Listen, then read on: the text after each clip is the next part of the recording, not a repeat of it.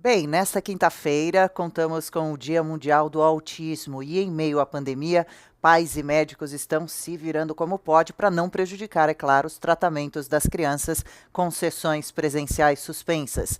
A gente conversa agora com a neurocientista formada pela USP, especialista em saúde mental infantil, Maíra Gaiato. Bom dia, Maíra, bem-vinda ao Jornal da Manhã, segunda edição. Obrigada pelo seu tempo conosco. Bom dia, obrigada a vocês pela oportunidade, bom dia a todos. Maíra, para criança autista, a rotina diária é bastante importante, não? Agora, com a restrição das saídas, os pais devem criar um novo calendário de atividades. É importante tentar manter alguma rotina para criança autista? Com certeza, a rotina, a previsibilidade, ter a sua sequência de atividades todos os dias ajuda muito a regular uma criança. Faz parte do autismo ter uma previsibilidade, gostar de ter rotinas. Se uma criança muda completamente a rotina, aumenta muito os comportamentos inadequados. A gente tem mais birras, tem mais hiperatividade, tem mais agressividade. Então, os pais precisam ser ajudados a conseguir não só manter uma rotina em casa, mas também estimular essas crianças, continuar com um trabalho com elas em casa, para que elas não regridam. Claro, claro. Maíra, o Vitor Brown está aqui conosco também, tem uma pergunta para a senhora. Doutora, e em relação à comunicação da pandemia, isso deve acontecer? Ou seja, os pais devem dizer claramente às crianças que têm o autismo exatamente o que está acontecendo e como dizer isso sem causar um pânico tão grande? Ótima pergunta. Sim, apesar de ter autismo, uma criança que está no espectro, ela é uma criança como outra qualquer, e ela precisa ser orientada, porque ela percebe que tem alguma coisa estranha acontecendo no ar, percebe preocupação, e isso gera muita angústia, sem saber o que ela pode fazer. Então, tem que ser explicado para as crianças com autismo, como para qualquer outra criança, até porque nós precisamos da ajuda delas, para higienizar direitinho as mãos, para não encostar em corrimãos, para não se expor a risco com o vírus. E nós criamos uma história social. História social são imagens concretas com explicações do que a criança precisa fazer, explicações do que é o vírus, do que ela precisa fazer para ajudar, para poder voltar a brincar logo. Todo esse material está disponível nas minhas redes sociais e no meu site também. Maíra, o atendimento médico deve ser rotineiro para crianças com autismo. Apesar disso, nesse momento, é possível adaptar esse atendimento à distância, até quando for possível? Como tem sido feito isso? Sim, o atendimento terapêutico, com as terapias, com as fonos, TOs, psicólogas comportamentais.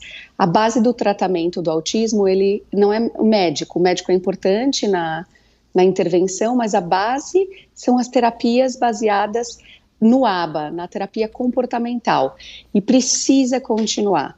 Então, a indicação é que as famílias peçam para os seus terapeutas continuarem o atendimento sendo feito de forma online.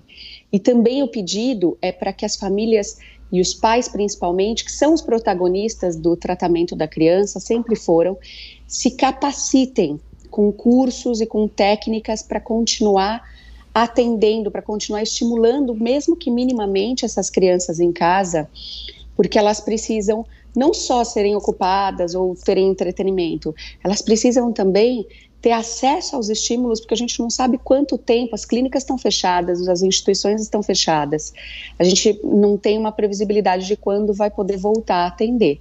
Enquanto isso, elas precisam ser estimuladas porque o cérebro delas não para, né? E o cérebro está crescendo. Quanto menor essa criança é, mais o poder do cérebro se refazer, se reconstruir em sinapses, em estruturas neuronais.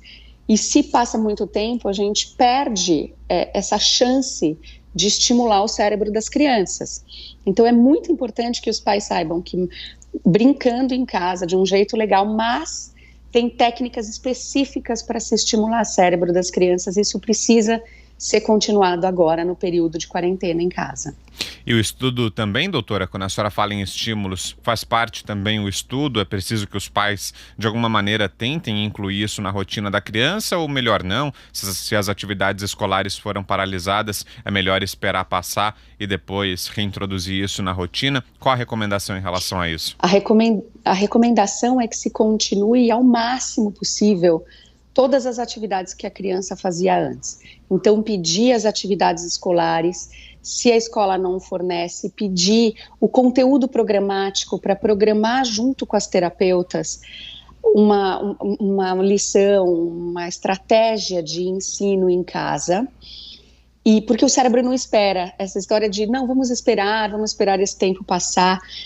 A neuroplasticidade, que é a capacidade que o cérebro tem de fazer novos caminhos, novas conexões, ela amanhã não é mais a mesma do que hoje. Quanto mais o tempo passa, mais o cérebro vai endurecendo e perdendo a maleabilidade. E a gente não pode perder tempo com criança com autismo, a gente precisa recuperar essas crianças. Então, a gente precisa dar estímulos corretos para elas. Então, a recomendação é não esperar, é dar ao máximo de estímulos do que ela tinha antes, e os pais vão precisar se capacitar e se formar, porque eles que estão aí na linha de frente com acesso direto. Mas as terapias devem continuar online para orientar tanto a parte pedagógica e escolar, quanto a parte comportamental também. Certo. E para encerrar, doutora, a criança autista não está livre de contrair a Covid-19. Nesse caso, será que essa criança excepcional tem mais dificuldade em se recuperar? E os cuidados, então, devem ser redobrados, porque a criança excepcional leva a mão à boca e é difícil explicar que não é para fazer isso. Então, passar o álcool gel nas mãos da criança e estar sempre observando ela agora durante um período é importante? Perfeito. Apesar delas não serem grupo de risco, elas correm sim mais risco pela dificuldade maior em compreender a situação, por mais que a gente explique com histórias sociais, por mais que a gente explique com informações concretas, elas têm uma dificuldade maior, a maioria tem uma dificuldade de interpretação, de comunicação receptiva, de entender o que a gente está tentando passar, a gravidade, entender a cabeça do outro, né? No caso do adulto, por que está tão preocupado com essa questão. Então, elas se colocam sim mais em risco por se exporem mais ao vírus. E aí, nosso cuidado com elas tem que ser redobrado. Doutora, a senhora gostaria de deixar algum endereço, caso algum pai, mãe, alguém que cuide de uma criança com autismo possa entrar para pegar algumas dicas ou quem sabe até se comunicar diretamente com a senhora? Sim, eu estou super à disposição nesses dias, pelas redes sociais. Eu tenho um canal aqui no YouTube que é Maíra Gaiato, Maíra com Y, Gaiato com I, que eu tenho mais de 300 vídeos com atividades, com informações, com atualidades, que as pessoas podem se apropriar, tanto pais quanto terapeutas, para ajudar os pequenos com autismo, sempre com a base de como estimular o cérebro dos nossos pequenos. E estou também nas redes sociais, no Instagram, no @MaíraGaiato, e no site, tudo isso com o meu próprio nome. Vocês me encontram fácil por aí, eu estou super à disposição para conversar com vocês. Que bom, muito obrigada, parabéns pelo trabalho. Obrigada a vocês. Espero voltar a conversar com a senhora numa próxima, viu? A gente conversou com a doutora Maíra Gaiato, ela é neurocientista, especialista em saúde mental infantil. Boa quinta-feira, doutora, valeu. Muito obrigada pela oportunidade. Nós tchau, que agradecemos, tchau, tchau.